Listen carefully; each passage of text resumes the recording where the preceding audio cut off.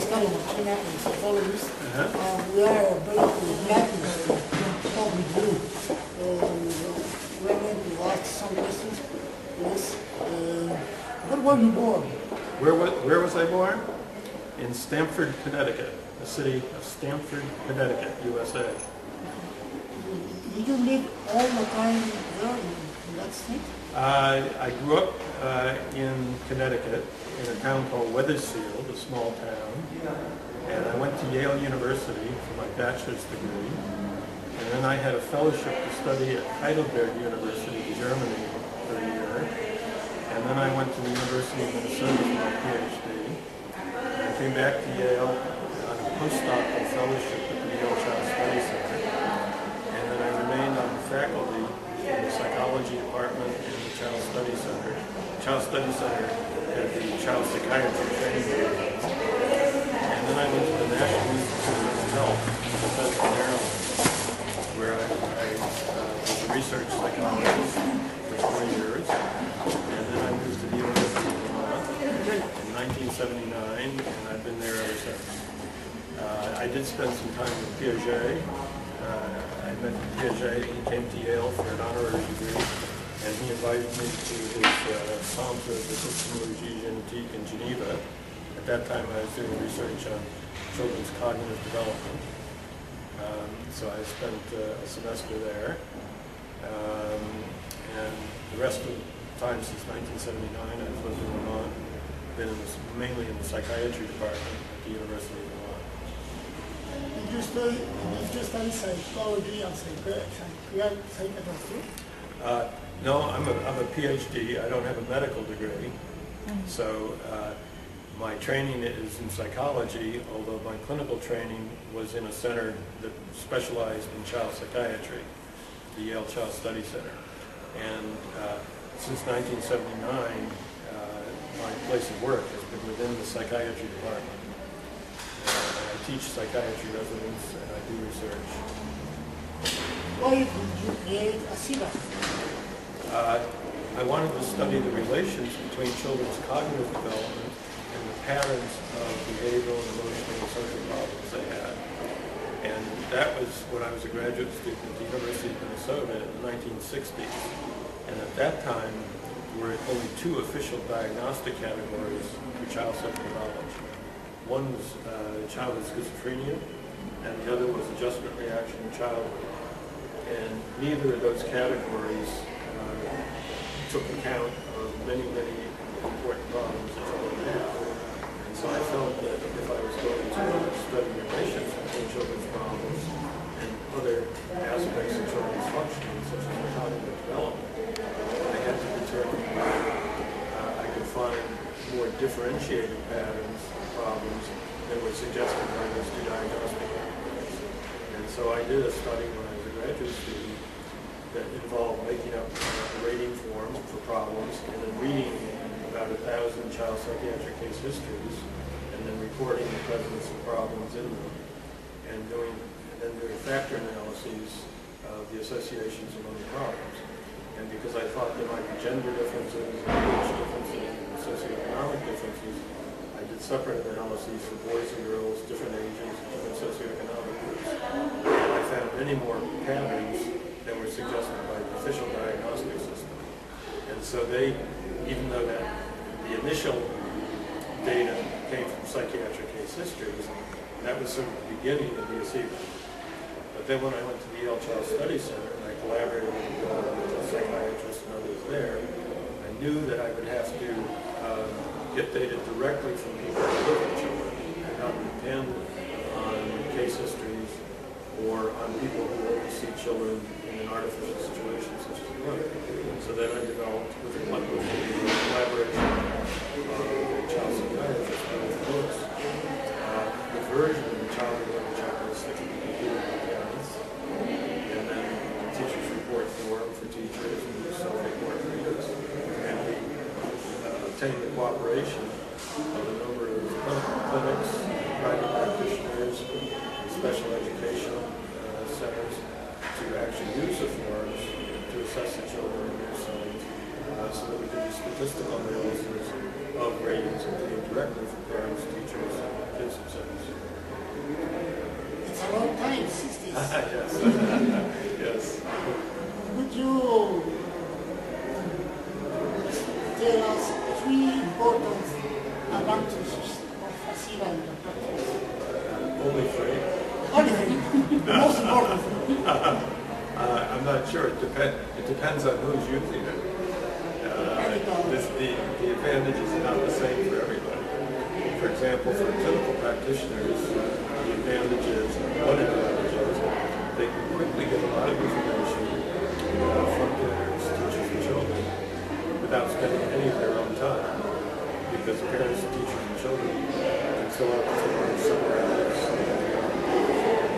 online, and then the data can be submitted and stored, and then the practitioner can simply look at it and ask the parent, do you have any questions about the form?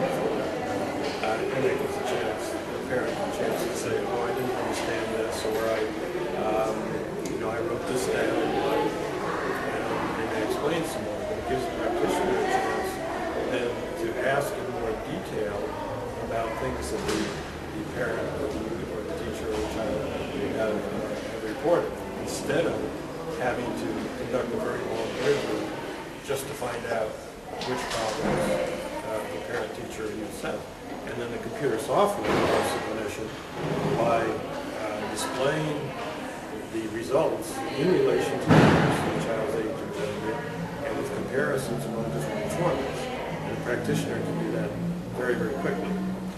So that's two advantages. One, the practitioner can get information without lengthy interviews, and then use interview time to get more details about the important things the parent might have reported or the child might have reported. And the second advantage is the information is displayed in a standard way that takes the practitioner only 10 seconds to look at and shows the practitioner the specific problems that are reported, but also how the child compares with typical children of the same age, gender, and the same society, as reported by parents, teachers, and children themselves. Another advantage is that provides a baseline measurement of the child's functioning before treatment starts. And so you can design treatment to focus on the areas in which the child has the most deviance. For example, if the child is reported has a lot of problems with aggression or attention problems or depression, the intervention will be based on that. You can share that information with the parent and show them the results. But you can then have the forms filled out again after the child has been in treatment for a while, so that you can do direct comparisons with the problems reported before treatment and then later during treatment or after treatment in order to measure change. You can also show so those are three advantages for practitioners. For researchers, it provides a common data language that is a way of describing and measuring and quantifying problems that can be used in many settings. It doesn't matter whether you're a psychoanalyst or whether you use pharmacotherapy or whether you use China or Iran. You can use the same data language and communicate about it. And that has a big advantage for accumulating knowledge. That is, the studies are done in many different places, in different countries, children with different kinds of problems. You can put together the information because the children are assessed in the same way. Because it's quantitative, it makes it easy to use a very wide array of statistics. Categorical diagnoses greatly limit the kinds of statistics you can use and the statistical power. And for many kinds of research, such as genetic research, epidemiological research, outcome research, research on differences between ethnic groups, males and females, and so forth, it's very important to use statistics, multivariate statistics, that can use quantitative measures, many variables, aggregated together in order to draw conclusions. So those are three advantages for researchers, and I mentioned three advantages for clinicians. I won't go on. There are advantages for other people too, like public health officials, and trainers,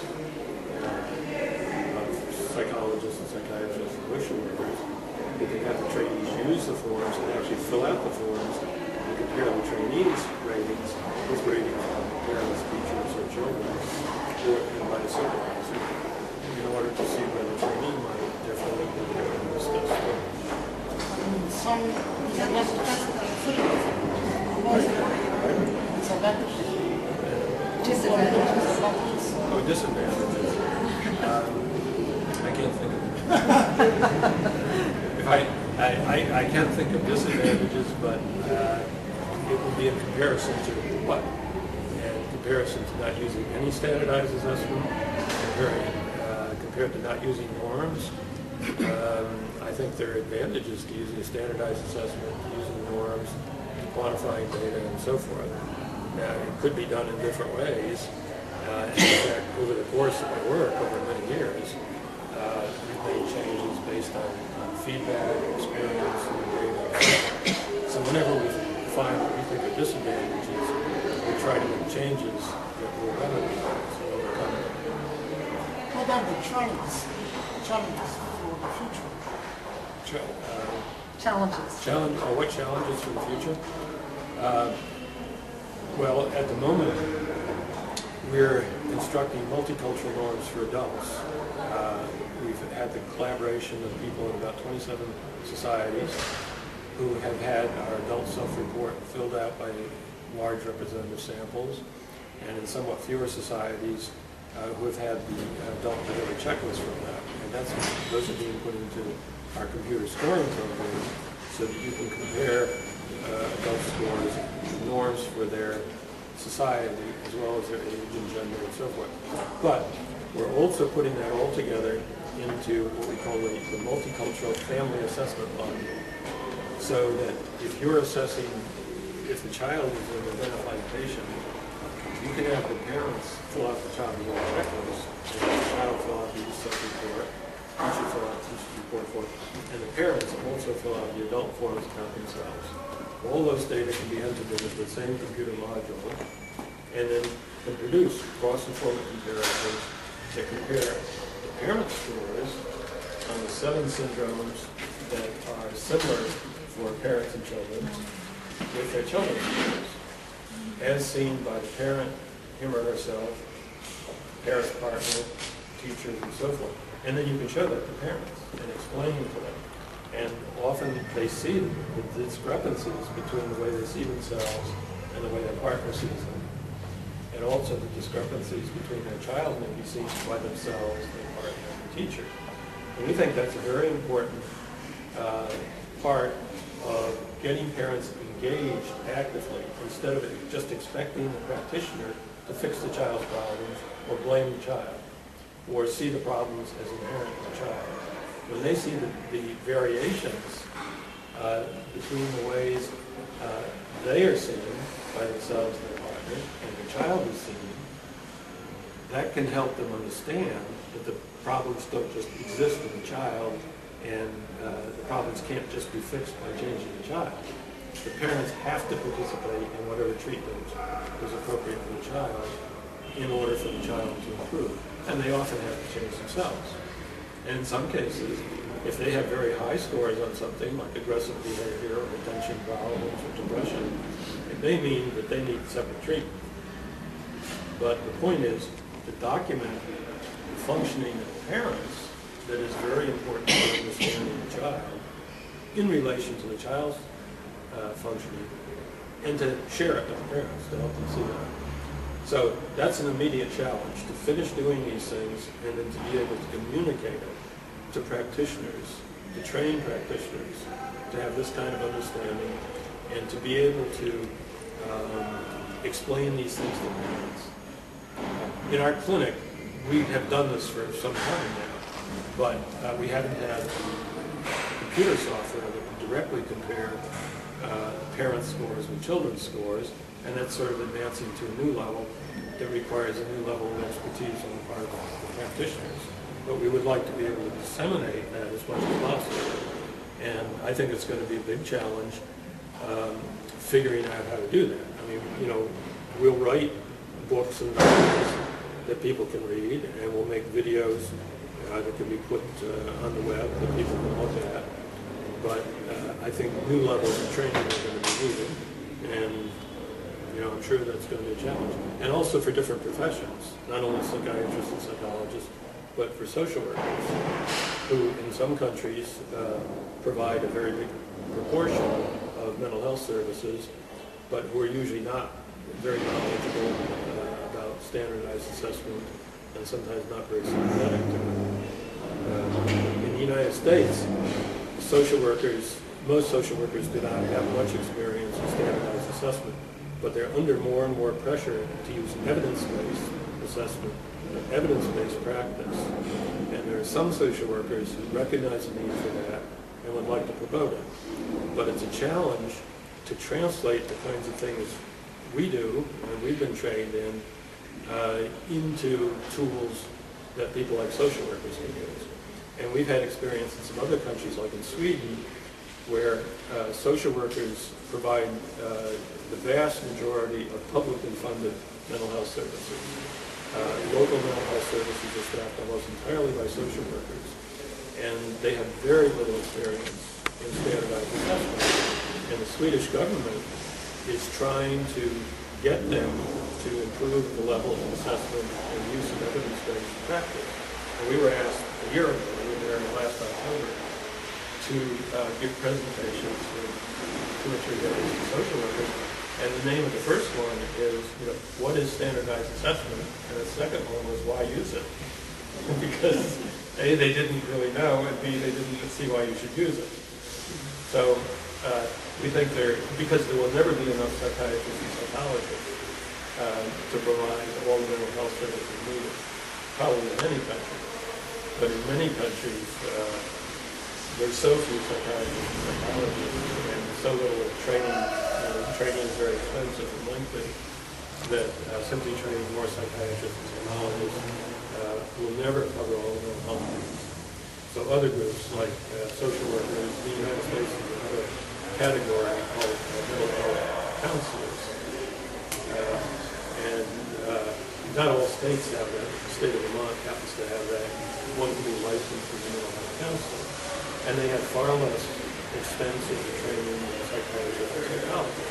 But they often work with very disturbed people in mental health services. And they need to be helped to use standardized assessment, just as social workers and other things. So those are challenges.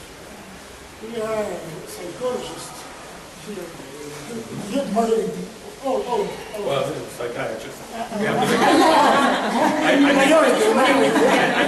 think we should understand. Big brother. What do you think are the functions of psychologists in this world? What do I think what are psychologists? The functions of psychologists. In what?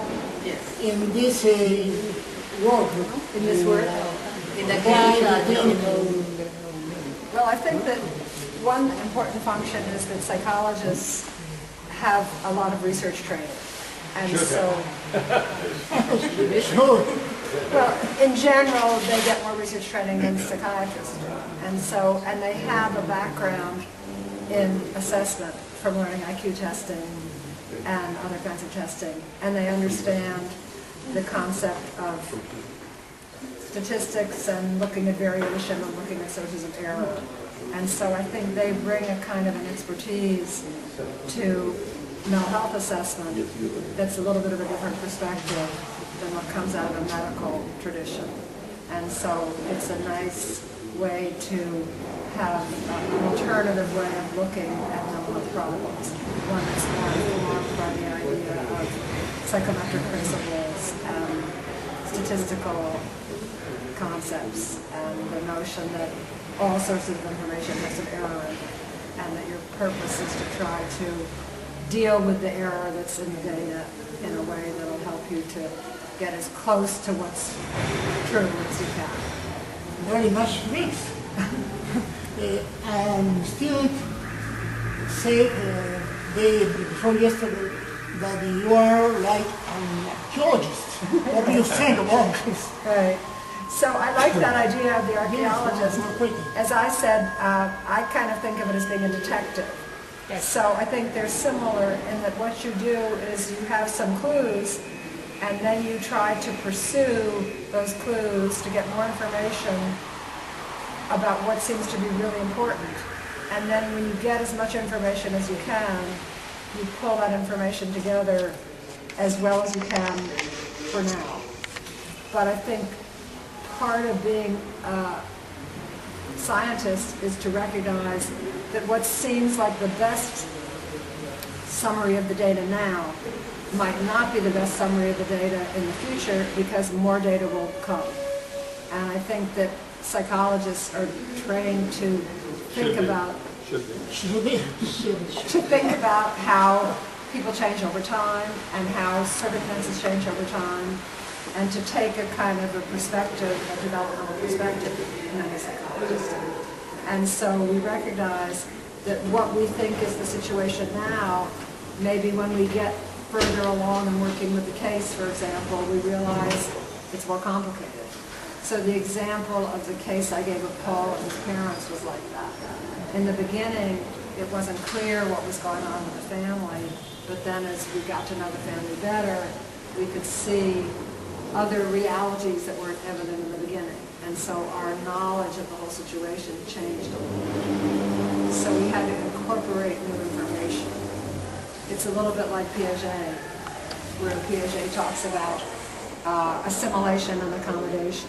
So we have to assimilate new information to our existing information, but in so doing, we have to change our structures to accommodate to that new information. And as we do that, we come to a kind of an equilibrium at a different point. So I think working clinically is an ongoing process where we're getting information, making a formulation, experiencing more things, and revising as we go until we get a more complete understanding. Finally, both of us, please, would you give a message to psychologists of Peru?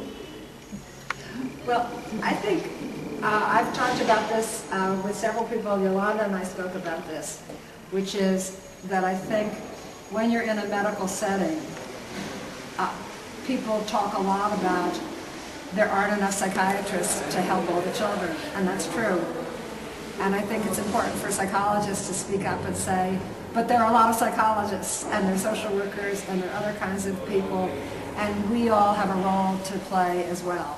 And so I think that for many kinds of treatment, for many kinds of children and families and adults, psychologists and social workers and other kinds of professionals can be extremely useful and helpful.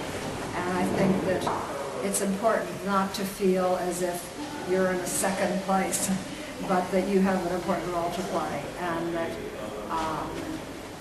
you make an important contribution to both the research and the practice of mental health. And I think that's true in Peru, and it's true in lots of places. And I think that the psychologist perspective and the psychiatrist perspective are a little bit different, but they complement each other. There are areas of expertise that psychiatrists have that psychologists don't. The medical, the psychopharmacological, but there are areas that psychologists know more about, which is standardized assessment and statistics and those kinds of things in general. And so I think that they work together as a team.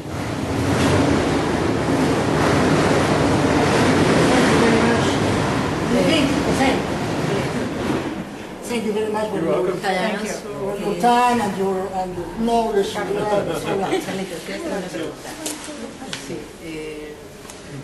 I was thinking about the difference between a psychiatrist and a psychologist, because here in our country the difference are really, really clear. Do you think that psychologists we need to create maybe a diagnostic table about our psychologist's problems, or we always have to see the psychiatric's diagnostics? Well, I think that what we've been talking about here the last 3 days is really a system that's created by psychologists. And I think it's an alternative way of looking at assessment. And I think that many psychiatrists think it's a really good way too, but it really comes out of a psychological tradition, the tradition of psychometrics and measurement and all that. So I think that, I don't think you need to invent something else. I think you just need to try to help the field see that there are multiple perspectives that are helpful for looking at psychological problems, and that the kinds of perspectives that have come from the sort of measurement tradition are really helpful. And I think psychologists also, if they're well trained, have a kind of a systems perspective. They've studied social interaction and how people relate to each other and how people think about one another. For instance, Karina's presentation about the parents' attributions about the child's behavior, and talked about attributions, that's a psychological concept. When I talked about children who make hostile attributions and that makes them more aggressive, that's kind of comes out of a psychology tradition.